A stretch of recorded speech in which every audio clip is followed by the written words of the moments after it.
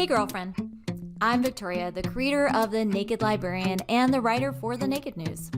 I started The Naked Librarian because I wanted a place where what I call grown-ass women of the world could have impolite conversation on topics ranging from women's health to mental fitness, and frankly, a lot of stuff in between. And also because as a writer and storyteller, I believe that stories have the power to help and to heal. If you're looking for a lighthearted, full-bodied approach to personal development, you're in the right place. The Naked Librarian is my personal love letter to the girlfriends of the world who want to gal pal and to grow. Today you're listening to The Dog Ate My Compass, 7 life hacks for getting unstuck and finding home. Now, when I started this project, my plan was simply to write about ways to get unstuck. And if that's what you're looking for, in the first half, you're gonna get 3 next-level life hacks from people like best-selling author and researcher Brené Brown and best-selling author and psychiatrist Daniel Siegel, along with a few names and terms that might be new to you, like what my grandmother Bobo called a panty wad, or when to apply the term ununderstandable. The content in the second half was born out of a personal crisis that you're going to hear about inside, and how it taught me that a parallel condition also exists to getting unstuck, and this topic deserves some love too. If you're looking for inspiration on how to turn your suffering to wisdom, I wrote this part for you. And because my parents taught me young that we're not laughing at you, we're laughing with you, make sure to listen till the end to learn about how I overcame a condition I nurtured for years called shit sandwich denial. If you like what you hear today, sign up for The Naked News, and you'll get the latest delivered to the privacy of your inbox. So here we go. The Dog Ate My Compass, 7 life hacks for getting unstuck and finding home.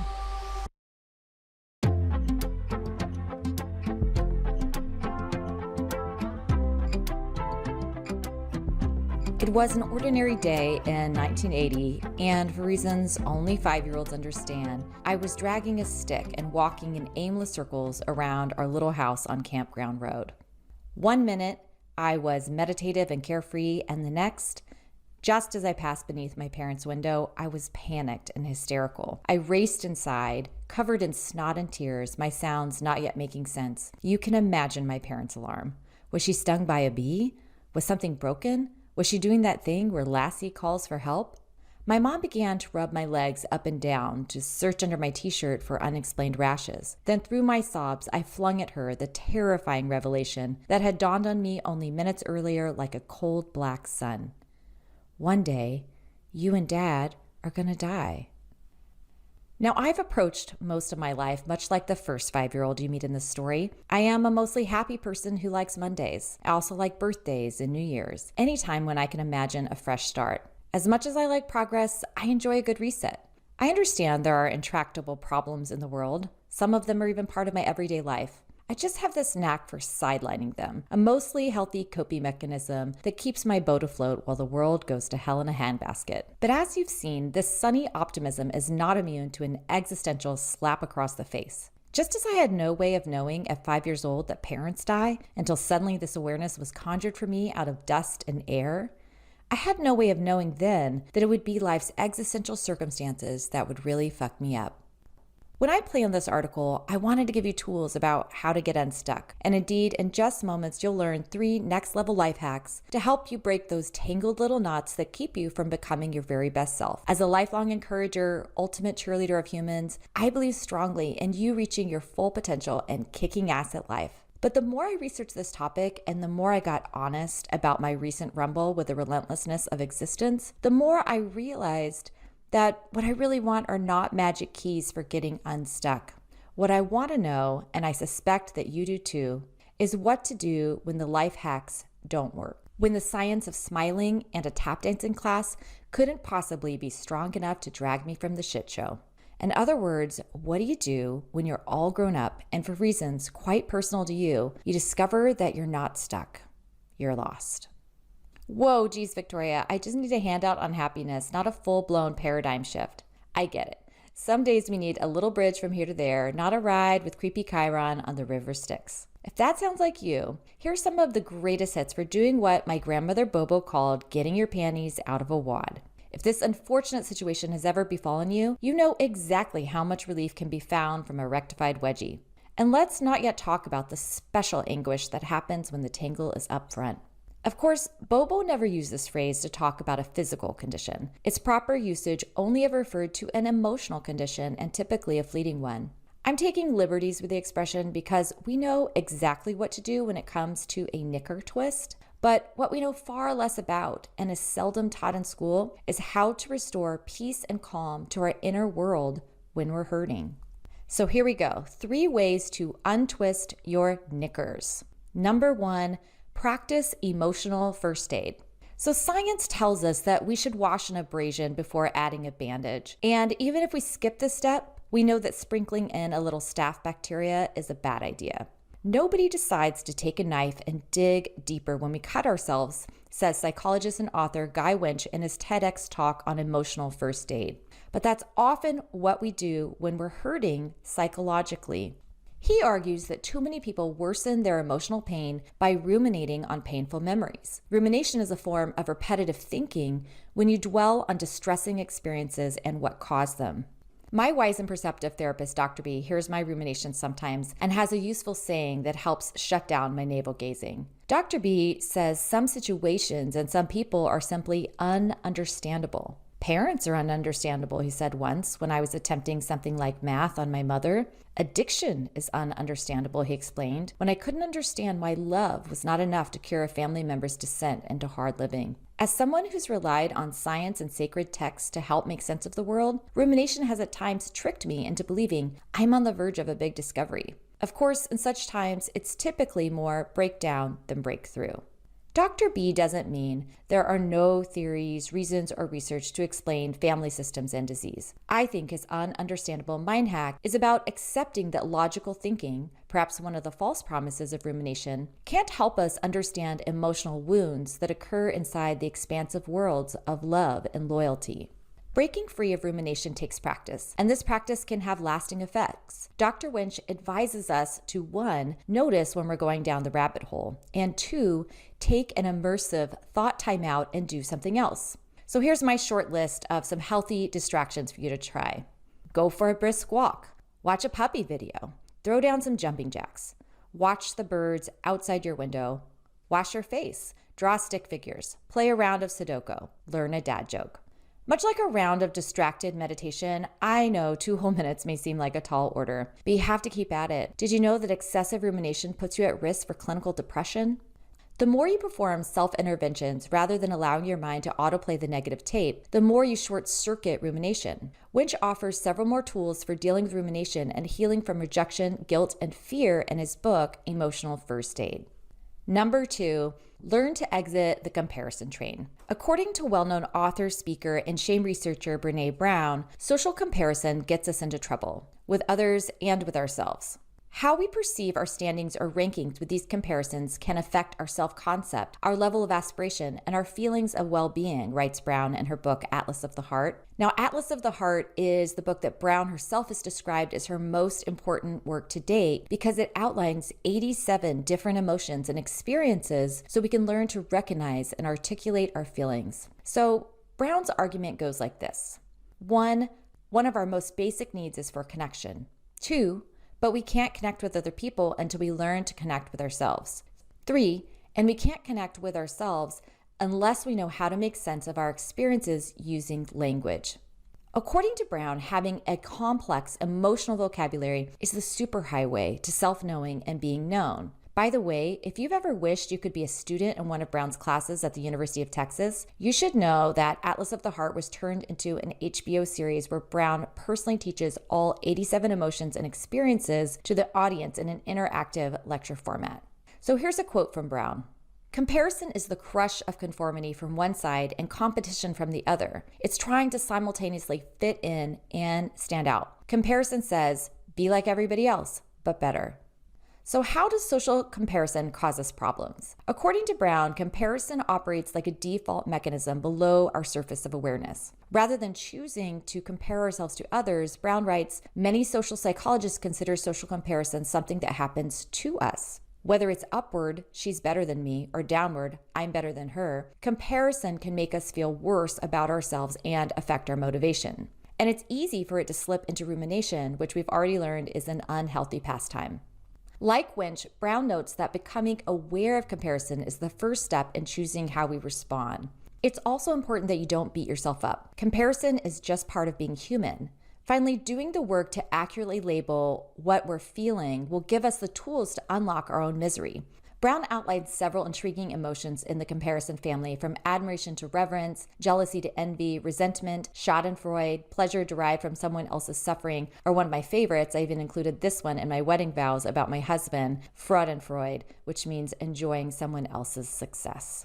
So when I read the chapter on comparison in Atlas of the Heart, I immediately thought about what happens in my brain at my workout classes. As a 47 mother of 3 who enjoys hot yoga, I wish I could tell you that I don't notice my classmates' younger and firmer looking bodies. I work hard to stay in shape, but there's quite a bit of softness in places that were once toned and smooth. Most days, it feels impossible to skip the comparison between my own aging body and the youthful yogis. Comparing myself to someone 20 years younger is not exactly a pick-me-up, and the distraction itself is the part that makes me feel the worst. I do yoga for the feelings of zen and empowerment, not self-critique. But if I apply Brown's insight, my feelings of shame are making the effects of my upward comparison worse. Rather than focusing on whose butt is best, I know, I cringe as I reveal this to you, I can refocus my thoughts on noticing my classmate's strength, appreciating her presence, and channeling my thoughts to wish her a great day. And if I change how I let the comparison make me feel, I end up with some positive thoughts left for me. After all, I showed up for class, which is indeed cause to celebrate my own badassery. And I know I'm going to need to practice this. Lucky for me, most yoga classes are 60 minutes long. So number 3, name it to tame it for the win. Habits have had a rebrand in the 21st century. While smoking and fingernail biting used to overshadow healthier habits like teeth brushing, habit researchers have changed how we think about ordinary behaviors. For habit nerds like me, it's been a very exciting decade. From William Duhigg's The Power of Habit to James Clear's Atomic Habits, the last few years have taught us that how we spend our days is turning out to be the breaking news on how we'll spend our lives. If we're not careful, a lot of our waking hours are spent on autopilot, and that's a frightening wake-up call because that means we could miss it. We could miss our lives. By the way, this is exactly the kind of thought that really pains me, because then I start thinking about all the time I've missed and begin cataloging moments, real and imagined, and soon I am longing for time I want back and bargaining with God for second chances. And scene. This whirligig thinking represents the perfect instance for what psychiatrist and bestselling author Daniel Siegel calls name it to tame it. As it turns out, neurobiology has shown that we can control our thoughts and end negative thought spirals. The tricky thing is, our triggers mostly happen below our awareness. As we've discussed, we're not very practiced at noticing our thoughts, which makes us even worse at things like giving ourselves emotional first aid or reframing comparisons. And that's one of the many reasons that meditation has surged into the mainstream. Through something as simple as breathing, meditation first teaches you how to notice your thoughts in order to eventually quiet your mind. I use meditation apps like Headspace to develop the self-awareness muscles I didn't learn at home or in school. Siegel outlines the science behind controlling our thoughts, even when they want to take us for a ride, in his book, Mindsight. The name it, tame it approach works like this. When you're feeling overwhelmed, try to describe your internal state without judging or rationalizing it. As Siegel explains, consciously labeling intense emotions signals your brain to send calming neurotransmitters to your brain's emotional centers, and in turn creates a physical response. So just imagine how good you'll be at Name It to Tame It if you learn to articulate all 87 of Brown's emotions and experiences. By the way, Brown says that most people can only accurately name 3 emotions: happy, sad, and in her words, pissed off. So if you want the promised relief of Name It to Tame It, double down on adding to your emotional lexicon. So we're moving into the second half of the article, and this is the section that I'll admit is really personal. And I wrote it because I thought it would help me and maybe also help you. This section's called 4 Ways Home. So last week I sat on Dr. B's couch and skipped the pleasantries. I've been dreading coming here, I told him. Now Dr. B, he's not insulted by this greeting because we go way back. We met 12 years ago when I was unhappily married and searching for a cure that would fix everything. But I was like a drowning person afraid of the lifeguard. I needed help, but every Friday when I showed up, I reassured my therapist that everything was fine. Then, a year after I met Dr. B, my sister died from an overdose.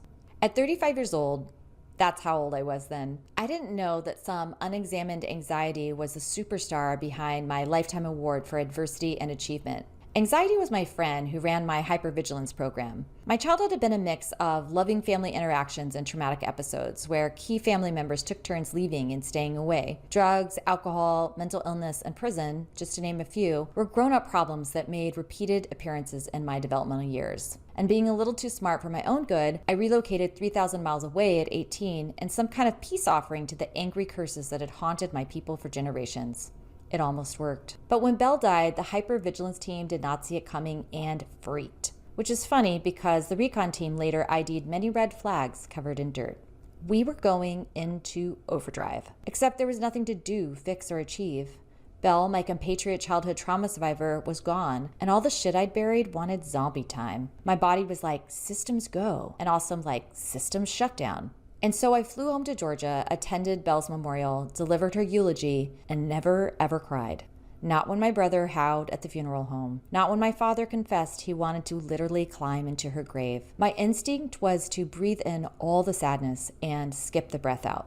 It took several years for me to regain the ability to cry, and I tried so hard. The closest I would come to an actual tear was feeling sad because I couldn't cry. My breakthrough finally came a few years after I divorced and met Kyle, who is now my husband. He had this habit where he'd tear up at sentimental commercials, and I learned that if I looked at him, this would happen to me too. Kyle came to believe he was dating a crier, and eventually that became true. Last week, I didn't want to see Dr. B because I had been avoiding something big.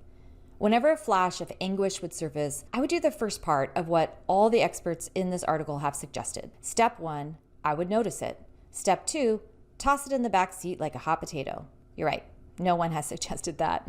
When you've been working on yourself for a long time, you know this little game is going to come back and bite you in the ass. Pain is inescapable, but if you're afraid to face it, and I was, you hope you have enough rope to wait it out a little longer. As the days went by, I could feel myself numbing out, gradually receding from everyday moments under a gauze of sadness that I didn't want to touch. A few weeks before, we'd seen my oldest son at Christmas. He is a smart, attractive, musical, and friendly young man we love with all our hearts.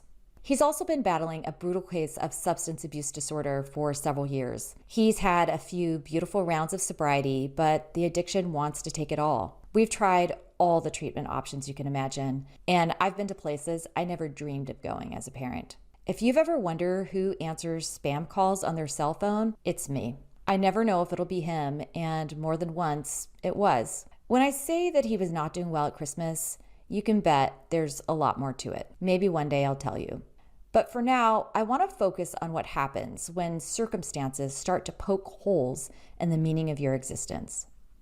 For a long time, the events of what has happened with my son's addiction have felt like they were auditioning to become my life's primary story. It was a story known only to a handful of my closest friends, and so for the most part, it had been a very private story.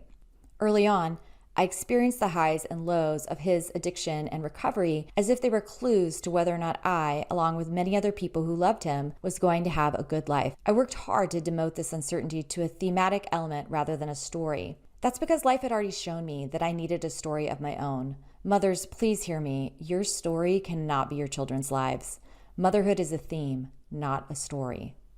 My problem was that although I knew how to reassign said literary devices, a highly underrated skill, aspects of this theme contributed to me feeling really sad and low. And to make things just a little more complicated, I wasn't just feeling this way about my life and my son's life or about motherhood. I was feeling this way about life. This is what I didn't want to get honest about with myself or with Dr. B. I didn't want to admit that life felt like a sham, but I told him anyway. That day, Dr. B helped me make a gentle right turn toward this unwanted self-disclosure, and the big, beautiful mess of my despair spilled out of my eyeballs. I grieved for a lot of stuff that day and left feeling lighter, but not exactly happy. When the person who made you a mother is on a collision course with death, and you've accepted that miracles happen but might not happen for you, it takes time to regain your footing, much less find the path. And when there's no map for where you're going because you've never been there before, you tend to wander around. And not in a Tolkien-esque all who wander are not lost way, but like a child who can't remember the way home. If you're lost, start here. That's what Dr. Phil Stutz in his eponymous documentary directed by actor and patient Jonah Hill says. Stutz is a 2022 film where Hill takes you inside therapy with Stutz, a psychiatrist known for his work with actors, writers, and creatives. Stutz's treatment philosophy has been described as both brilliant and unorthodox, and a few days after seeing Dr. B, he was exactly who I needed to meet while sitting on my recliner and drinking canned wine.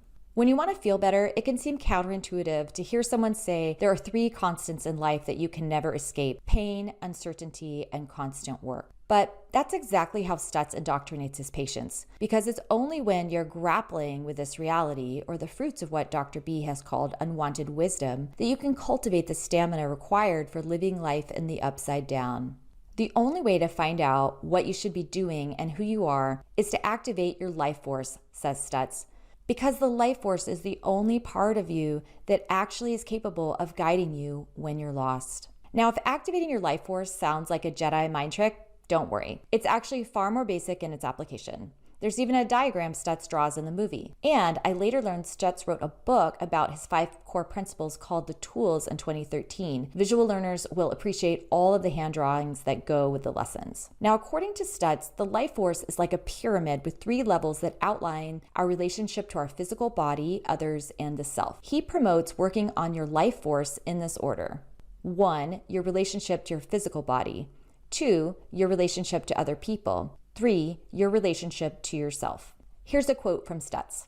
If you're lost, don't try to figure it out. Let go and work on your life force first. So here's your number 4 life hack. Take care of your physical body. Caring for your body may not seem like much of a life hack, but the motivation to move your body, much less to eat more vegetables and less queso, is hard to find when your internal tape keeps shouting at you that nothing matters. But Stutz reminds us there are real rewards to focusing on improving your diet, moving your body, and improving your sleep. How much better are you going to feel? In the film, Stutz reports that most people start feeling 75% better right away. There's a lot of research agreeing with Stutz's assessment that caring for your physical body will improve your sense of well-being. Today, the field of medicine is also starting to look more closely at gut health as another way for understanding and treating chronic disease and poor mental hygiene. Supergut, written by best-selling author of Wheat Belly, Dr. William Davis, takes a deep dive into how an unkempt human microbiome can wreak havoc on your physical and your mental health.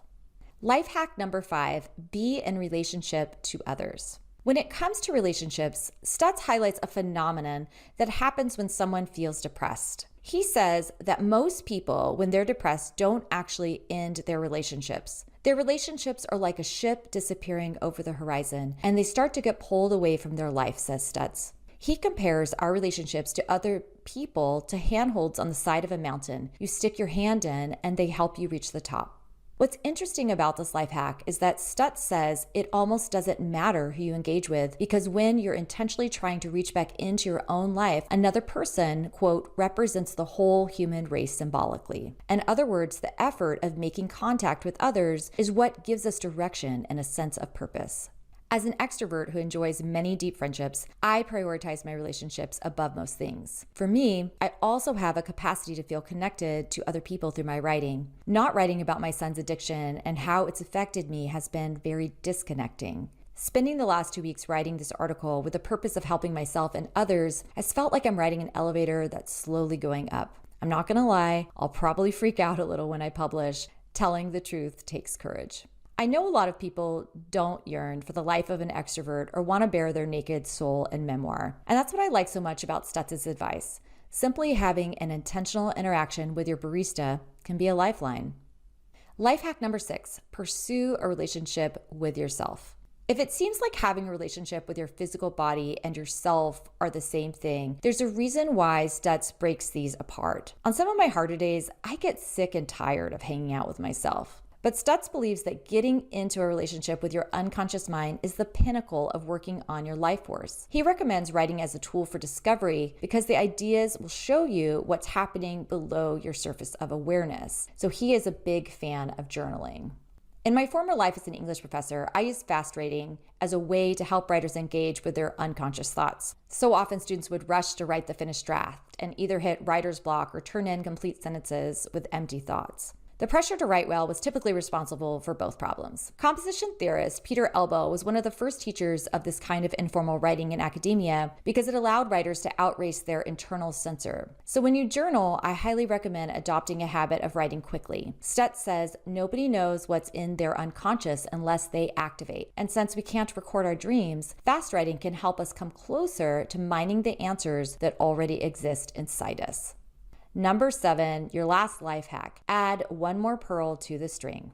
I'm embracing the simplicity of Stutz's life force formula, along with one more of his teachings. It's called the string of pearls, and it's the last life hack I want to share with you because I believe anyone can benefit from it, and also because it reminds me of a conversation I had once with Dr. B about my long history of coping with painful realities by keeping my chin up. It's like life handed you a shit sandwich, said Dr. B good-naturedly, and you were like, yum, this tastes great.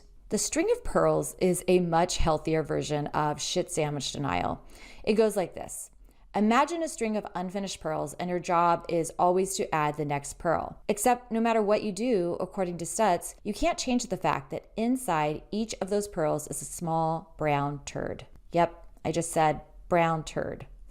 The philosophy centers on the belief that you must keep going, but don't delude yourself that progress means it'll be perfect. As a principle, a little crap is baked into the treasure. So we're wrapping up here with this final short section called 5 Therapists Walk into a Bar. People do things when they're ready, Dr. B told me once, and I believe this armchair wisdom holds up. I'm not skipping around yet, but I am not incapable of skipping either. I started grocery shopping again and taking supplements again. After enduring 2 months of an office lamp turning on and off every few minutes, I've reinstalled a favorite yellow desk lamp that has been languishing in a closet. A working light in the room where I write for money. Look at me go. I don't know if your problem right now is a simple panty wad or a full-blown shit sandwich, but I do know there are many problems in the world. I hope one of these life hacks from the Fab 5 therapists introduced here shines some light on a dark spot that needs some love. And at the very least, know you're not alone. I go forth to do this work myself, for me, and maybe for you too. Perhaps now the work can become my map, and the acceptance that a good life is both beauty and pain, the breadcrumbs that lead back home. Love it how you love me electric, like you do. Love it how you love me electric. I hope you enjoy this production of The Naked News. Everything created here is for educational and entertainment purposes and shouldn't take the place of talking with a medical or mental health professional. And remember, visit us at nakedlibrarian.com/nakedlibrary to learn more from any of the awesome authors you heard from today. Hey, and if you've got a girlfriend who you think wants to be in our girl gang, I'd love for you to share The Naked Librarian with them. Wishes in the world and I wish for you. I feel like I'm dying.